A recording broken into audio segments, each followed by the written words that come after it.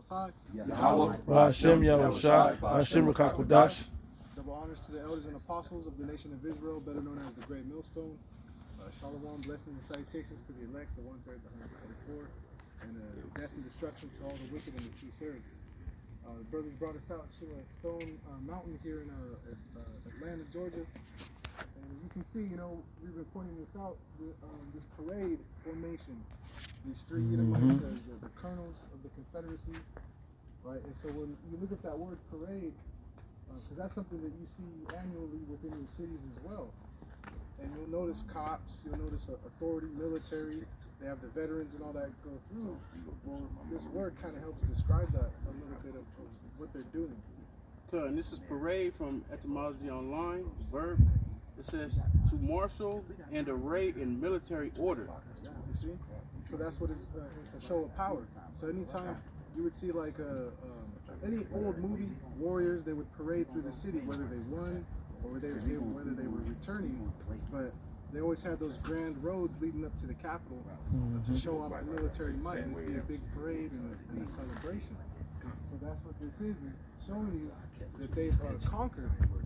They've conquered the land, they've conquered nature itself. This is what a lot of the rock carvings are a demonstration of them taking control of the world that was given to them. Right. Let me read this. It says also transitive sense of exhibit or manifest ostentatiously show off. Basically showing off their might, their power. They got that display in that bravado, which the scriptures tell you that the blessing of Cain was he was going to live by the sword, or Esau is going to his blessing was with the sword. Right.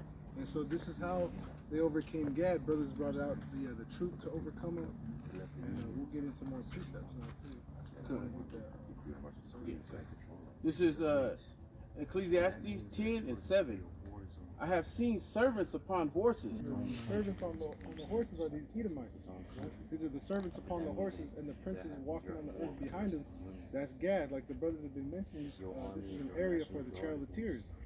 And so this is part of them showing and displaying and flaunting that, look, we had you in such a state that we took something that was sacred to you and they basically graffitied it. And that's something that's very indicative of an Edomite military. Like in World War II with Hitler, they had a meme. It was a meme of the 40s or whatever, where they would put so-and-so was here. They had a name, a certain name they always tagged. Their landmarks. Which was like Carlson was here or something. Yeah. And so Hitler thought that there was like a person actually named Carlson or whatever. Yeah. And he was like, how is this person like getting around and saying like he was here? It became a whole meme.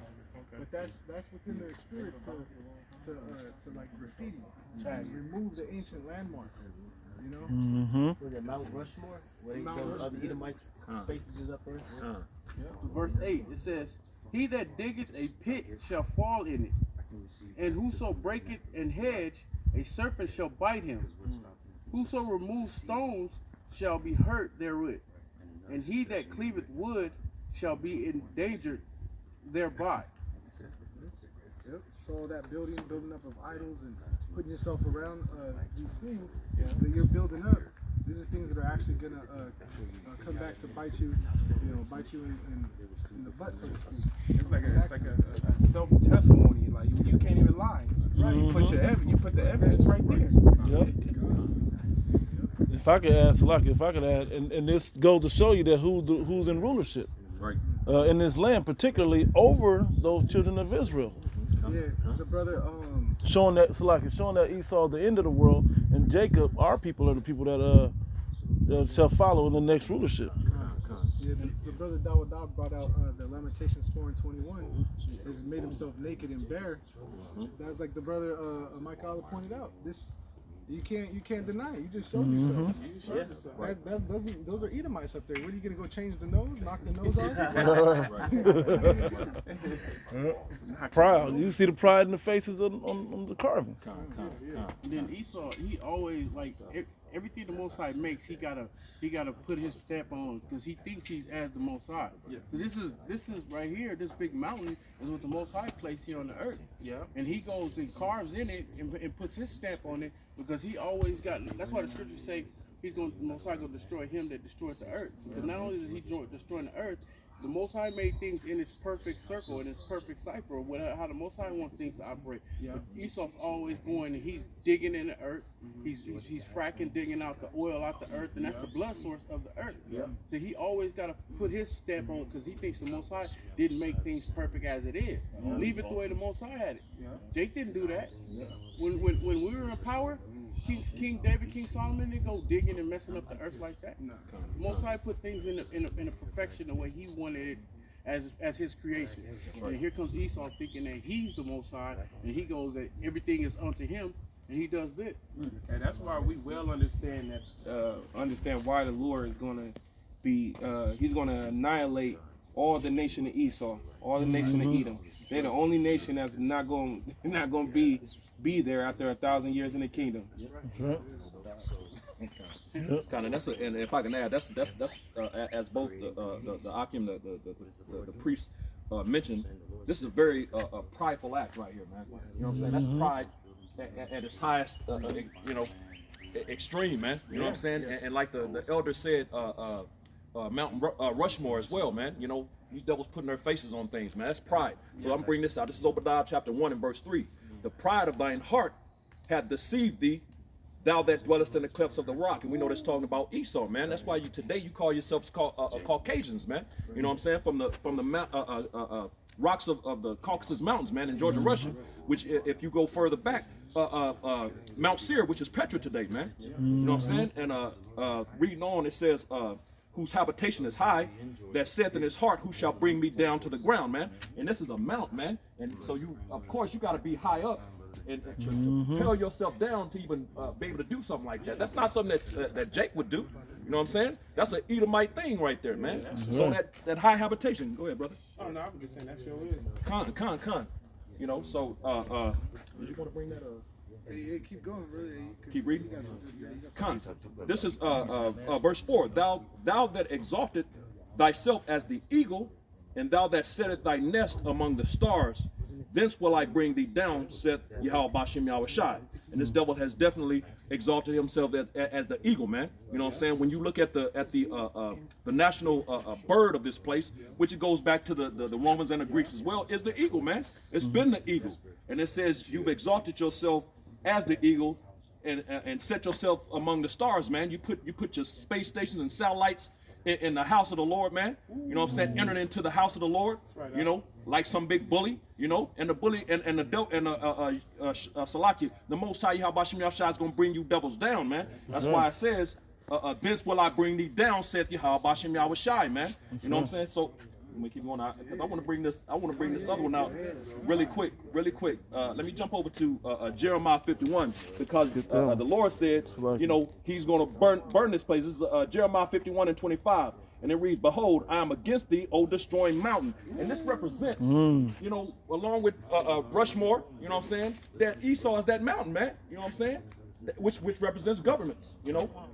He's that exalted government in this time. Joel 9:24, the earth is given into the hand of the wicked, man. You know what I'm saying? It says, behold, I am against thee, O destroying mountain, said Yahweh Bashem Yahushai, which destroyeth all the earth. And this devil has definitely destroyed the entire planet Earth, man. You know, all nations have suffered underneath this devil, but primarily the nation of Israel, the so-called Negroes, Latinos, Native Americans, and Seminole Indians of Negro descent, man. You know, you make up the 12 tribes of the nation of Israel, man. You know, it says, and I will stretch out mine hand upon thee and roll thee down from the rocks and will make thee a burnt mountain, man. A burnt government, man. The Lord is going to destroy you devils, man. You know, it's your time, and we're at the end of it. With those missiles. You know, to bring out a point too. Not only did he put his space station and his satellites in the clouds in the heavens, he also loves high shit, man. Like the risk that you put to do this. Right. Did he always glorify like the Eiffel Tower? Yeah. No, Washington Monument. Everything is high. The Empire State Buildings, the Twin Towers, and all that stuff. He likes high habitations because it reminds him of those Caucasus Mountains when he was in Georgia, Russia. Those mountains was high that he used to dwell in. And he also got a God complex. Yep. Like being up high, so he could feel like nobody's higher than him. And that's why he All used the seeing eagle as his symbol, because the eagle is the highest bird that gets above all birds. Yeah. It comes down and looks down on his prey. Apex predators. Yep. No Apex other predator, nation beautiful. is able to accomplish these types of feats to his degree, because you got Gadites out in the I think it's in the Dakotas. It's either the Dakotas or Montana, but they got another sacred mountain, and they started doing The mighty men of carving of Crazy Horse, and it's just the head of the horse and him on the it. mighty men of And they've been working at it for like 15, 20, 30 years something, but they can't finish it. It's crazy because they work all that time just so it could be destroyed in an hour. Yeah. You know what I'm saying? But Gad's been trying for years to get their own like historic monument up, and they can't complete it. But Edom, he'll get it done. That's showing you that like, hey, the Most High is with Edom, showing himself to be and revealing himself to be the devil that he is. And Gad he wants to compete because they got money with all the tribes, the casinos and stuff. But you can see that they keep the people in a poor condition. And even if they offer them the financial training and education, how to run a business and get multiple properties and stuff, they don't take it. It's the curses too. Infiltrate the reservations, man. A lot of those Gadites that's running the reservation with the casinos are actually Edomites. They're not Mingle with the Gadite Yeah, majority are Edomites. They paint themselves as Gadites so they can get them benefits. Yeah. They call it $2 Indian. $5 Indian. $5. They actually they paid $5 and they submitted it in to say that you're a Native American. And they get all of the benefits, But they don't give them to the real. You can't even apply it for citizenship. If you Cherokee and your line go back to being Cherokee, they won't even allow you to be a part. Speak up a little. Yes, like they won't even let you be a part of the Cherokee Nation. Even if your bloodline goes back to it. Yeah. Because you had to sign whatever at the time, whatever documentation that they had. If your tribe didn't submit to Esau and sign those documentations with the nation of Israel, they was fighting. So you had some tribes that did it, and you had some tribes that didn't. You had majority of the tribes that didn't. So now that way in the future, you're feeling the effects of not being able to get no benefits. They got all. This is Job 20:3. I have heard the check of my reproach, and the spirit of my understanding causes me to answer. Knowing thou not this of old, since man was placed upon earth, that the triumph of the wicked is short, and the joy of the hypocrite is but for a moment. Though his excellency mount up to the heavens, and his head reacheth into the clouds, yet he shall perish forever like his own dung. They which have seen him shall say, where is he? I'm sorry, you had the Indian Wars that lasted hundreds of years. And it seemed like it was a long time, but now we 2021. We in 2021. That time was actually short. You know what I mean? So the Most High is making a speedy ending to this guy. That's right. And then we know that in the time of the Most High, and the time on the planet Earth is way different. So what? 500 years to the Most High is half of a day. You know what I mean? Yeah, that's just. Yeah, because the triumph of the wicked is you're coming down. It's known across the earth through prophecies that you're on your downslope. You didn't hit your peak, and then you were going like this through time, but now you're on your downward slope. You're on a downward spiral. You got that, bro? Con, this is Baruch chapter 4 and verse 25. My children, suffer patiently the wrath that has come upon you from the Most High. So this what you see behind you, we suffered through this. Our people suffered through all this. And we still suffering to this day. And we're going to continue to suffer till the Most High say, red light on our suffering, green light on Esau's suffering. Go ahead. Con, for thine enemy hath persecuted thee, but shortly thou shalt see his destruction and shalt tread upon his neck. Yeah, that's right. So the tables will be turned. You're going to be in slavery. You're going to get double of what you did to us. Whatever you see that you've done to us that's documented on paper, on video, and known to man, double is coming. You're going to drink the dregs of that cup of slavery. Mhm. Can I read something? This is real quick. This is Isaiah 33:1. You bros can break it. Woe to thee that spoilest, and thou was not spoiled, and dealest treacherously, and they dealt not treacherously with thee. When thou shalt cease to spoil, thou shalt be spoiled. And that's a key Gadite. You gonna speak on that about how Gad came with real peaceable offerings unto them, unto the Edomites, and they still got condemned.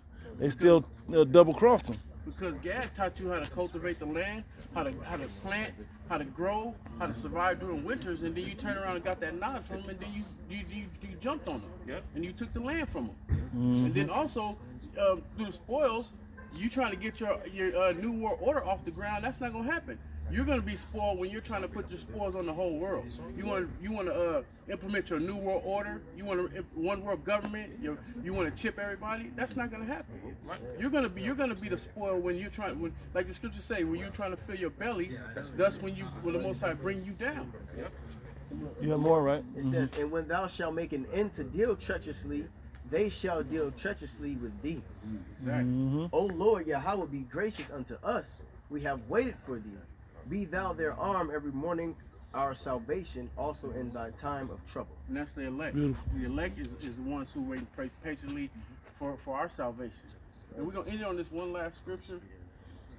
Do you still have more? Well, yeah, that's just the point. I'll bring this out real quick. You know, this is Psalms 55 and verse 21. 20. I'll start at verse 20. He hath put forth his hand against such as be at peace with him. He hath broken his covenant, and that's going into Esau. This dude broke over 400 plus covenants with Gad, man. You know what I'm saying? He's still breaking them to his Still breaking them. Verse 21. The words of his mouth were smoother than butter, but war was in his heart. You know, in his mind, man. It says his words were softer than oil. But they were drawn. They drawn swords. You know what I'm saying? So this, you know, and to this day, this devil still does that, man. You know what I'm saying? He crouches as a lion, seeking whom he may devour, man. You know what I'm saying? This dude is a pure demon and devil, man. You know what I'm saying? And you can't trust him. Sirach, the 12th chapter, never trust thine enemies. And you got Jake right now lining up to take that max.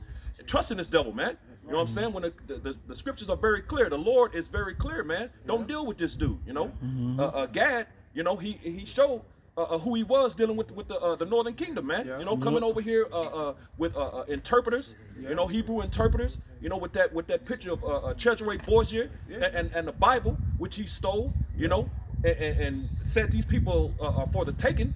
You know, and took Gad down, almost decimated Gad, man. You know what I'm saying? Yeah, you got Jake that be saying, I got this Gad. I get this Gad. Right. But Gad goes back to Richard Gatlin, which is the Gatling gun. The Gatling gun. Revelation He 6. created that gun. And the Lord used that gun to slow Gad all the way down. You know, the tables turned in war.